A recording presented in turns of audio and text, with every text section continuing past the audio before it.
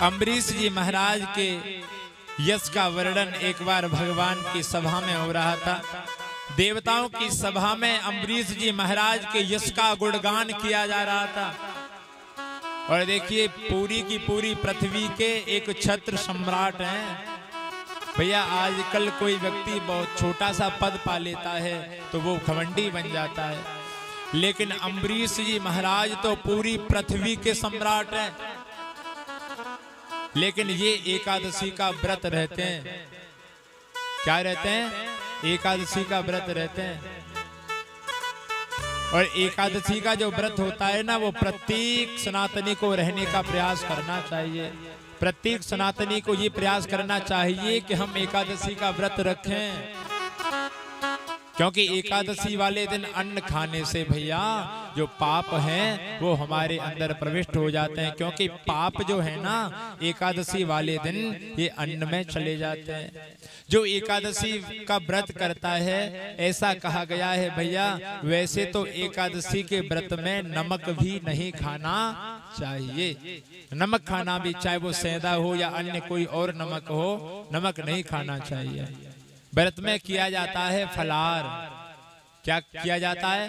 फलार। अब फल में क्या कहा है? नाम ही फल है। तो एकादशी का व्रत रहते हो तो क्यों कूटू के चक्कर में पड़े हो?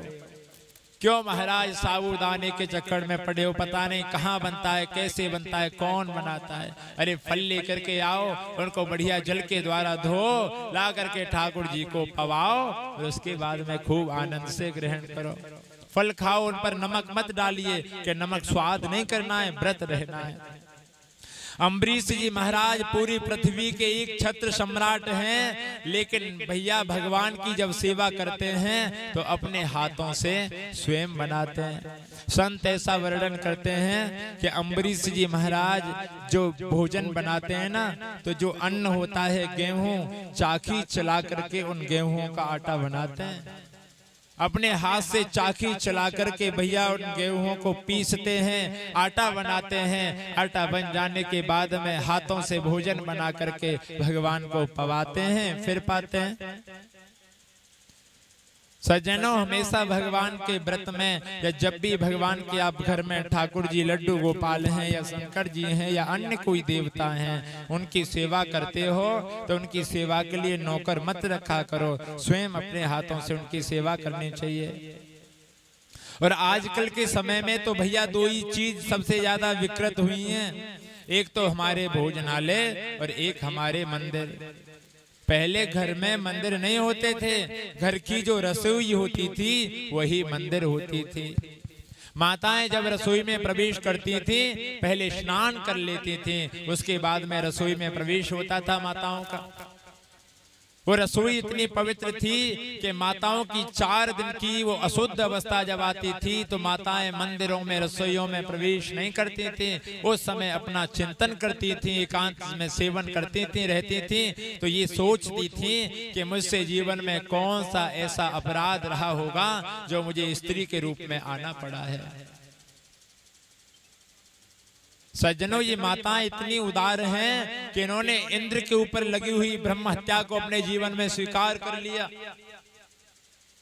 और भगवान ने भी ये 4 दिन की छुट्टी शायद माताओं को इसलिए दी होगी कि भैया महीने में 4 दिन की छुट्टी प्रत्येक जीव को मिलती है, चाहे कोई कहीं नौकरी करता हो, लेकिन पूरे महीने में माताओं की कोई छुट्टी नहीं होती है।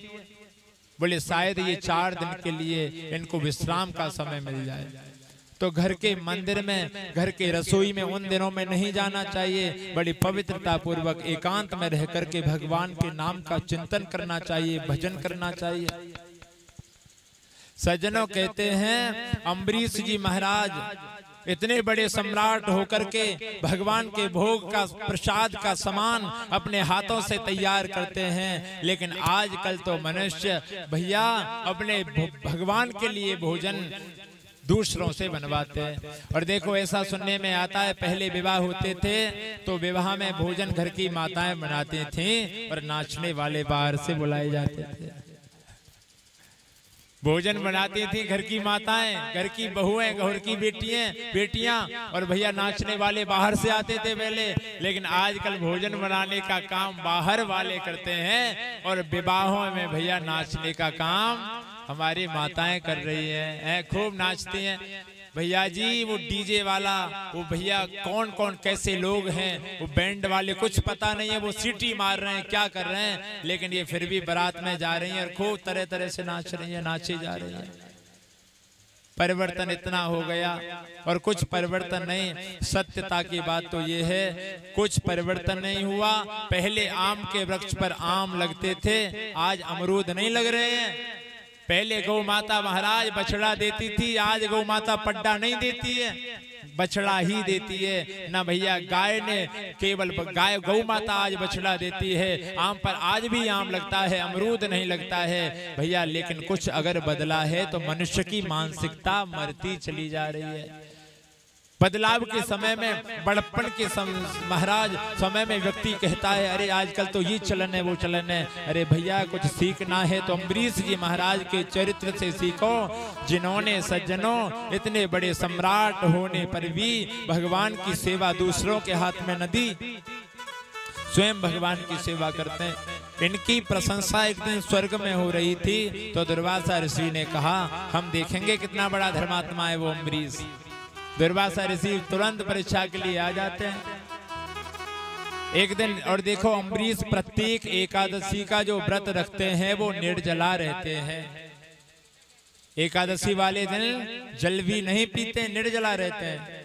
तो निर्जला एकादशी का व्रत रखा था। द्वादशी वाले दिन दुर्वासा ऋषि आए। दुर्वासा ऋषि जैसे आए तो एकादशी का व्रत रखा था, और जो एकादशी का व्रत रहते हैं उनको ये करना भी चाहिए कि द्वादशी वाले दिन पारायण करने से पहले किसी ब्राह्मण को भोजन कराना चाहिए। अम्बरीश जी महाराज व्रत खोलने से पहले किसी ब्राह्मण को भोजन कराते थे। अब तो आज तो संयोग से दुर्वासा ऋषि आ गए तो इतना तपस्वी महात्मा मिल गया।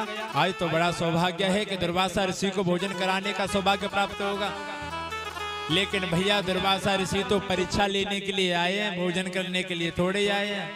दुर्वासा ऋषि कह करके चले गए कि मैं अभी थोड़ी देर में आ रहा हूं। सज्जनों उस दिन द्वादशी थोड़ी देर के लिए थी, त्रयोदशी लगने वाली थी। दुर्वासा ऋषि चली गए कह करके अम्बरीश जी महाराज ने ब्राह्मणों से पूछा कि द्वादशी थोड़ी देर के लिए है, त्रयोदशी लगने वाली है, क्या करना चाहिए। बोले राजन तुम निर्जला व्रत रहते हो तो भगवान का चरणामृत पी लीजिए, तो व्रत महाराज नष्ट भी नहीं होगा और आपका उपवास भी बना रहेगा, महात्मा को भोजन भी खिला दोगे आप। तो जैसे ही आचमन करने लगे इतनी देर में दुर्वासा ऋषि आ गए। बोले अच्छा हमको भोजन का निमंत्रण दे दिया और हमसे पहले आपने प्रसाद पा करके पानी पी लिया। तुरंत अपनी जटा उखाड़ करके पटकी एक कृत्या नाम की राक्षसी को प्रकट कर दिया, और ये राक्षसी मारने के लिए जैसे ही दौड़ी, भगवान का सुदर्शन चक्र भक्तों की सेवा में सदा लगा रहता है। सुदर्शन चक्र ने इस कृत्या का कल्याण किया, दुर्वासा ऋषि को मारने के लिए दौड़ा। दुर्वासा ऋषि जी महाराज भगवान शंकर की शरण में गए, ब्रह्मा बाबा की शरण में गए। सब ने कह दिया जिसका चक्र है वही रक्षा करेंगे, हम रक्षा नहीं कर सकते हैं। दुर्वासा ऋषि विष्णु भगवान की शरण में गए तो विष्णु भगवान ने भी कह दिया। बोले अहं भक्त पराधीनो स्वतंत्र इव द्विज साधु विप्रवसते भक्तिर्भक्त जनप्रिय। भगवान ने भी कह दिया है दुर्वासा जी अहम भक्त पराधीनो।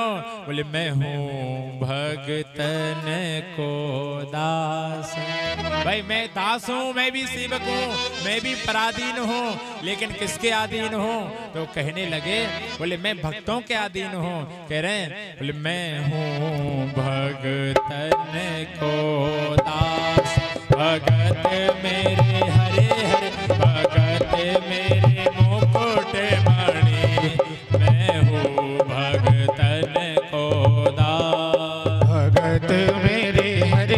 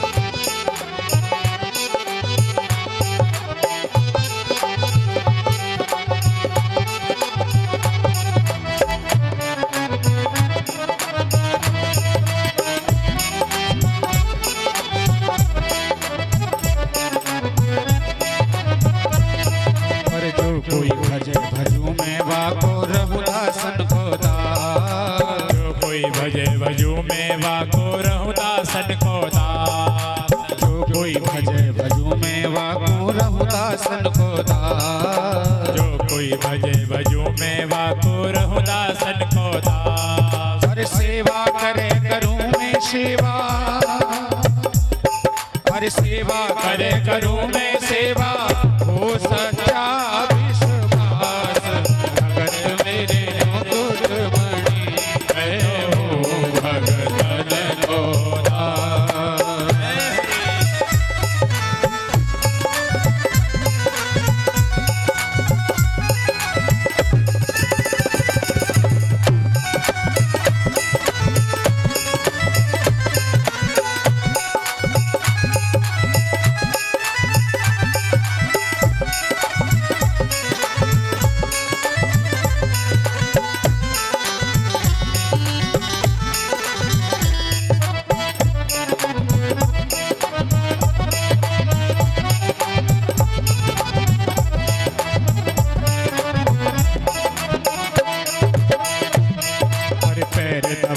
सेज बिछाऊं नौकर बनूं हजार, पैर दबाऊं सेज बिछाऊं नौकर बनूं हजार। हाँकूं बैल बनूं गढ़वारो, हाँकूं बैल बनूं गढ़वारो, बिन तन खारत बार। भगत मेरे हरे हरे, भगत मेरे मुकुट मणि, मैं हूँ भगतन को दास।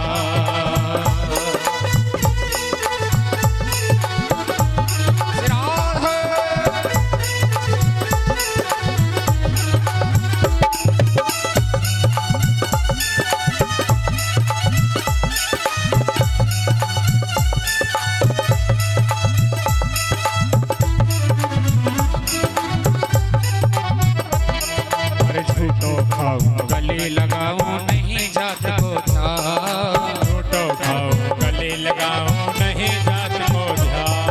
आचार विचार कछु नहीं देखूं, आचार विचार कछु नहीं देखूं, देखूं प्रेम समान। भगत मेरे हरे हरे, भगत मेरे मुकुट मणि, मैं तो हूँ भगतन को दास।